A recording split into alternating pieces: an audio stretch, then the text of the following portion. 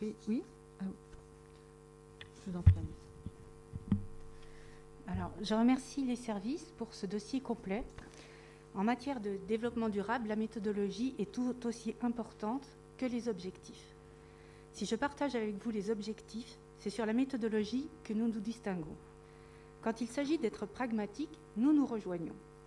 Je salue la rénovation énergétique des écoles, celle des gymnases engagés au mandat précédent, rendue possible grâce aux fortes subventions de l'État, de la région et de l'Union européenne.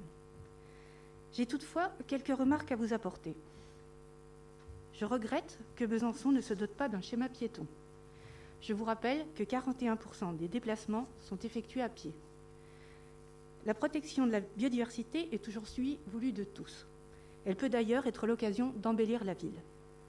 Oui, les plantes sauvages qui poussent au pied des bâtiments ou d'un arbre participent à la biodiversité.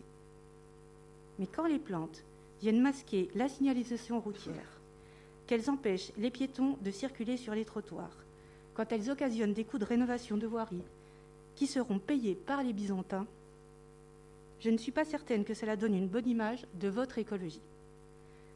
Désimperméabiliser et végétaliser, c'est aussi une façon d'embellir la ville. Planter des arbres en ville lutte contre la pollution, apporte de la fraîcheur. Vous me confirmerez, mais je n'ai pas le sentiment que la ville de Besançon compense le nombre d'arbres abattus.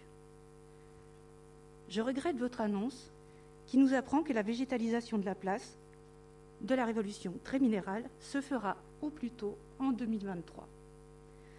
Je vous rappelle ma proposition d'il y a 18 mois d'installer des corolles végétales au coût modéré qui créent rapidement des îlots de fraîcheur esthétiques sans bouleverser l'architecture de la place. Comme je vous l'ai déjà dit, végétaliser, c'est aussi une façon de rendre la ville plus belle. Je regrette qu'on ait abandonné le fleurissement. J'aimerais tant que l'on puisse se féliciter d'obtenir la prestigieuse fleur d'or du label Villes et Villages Fleuris.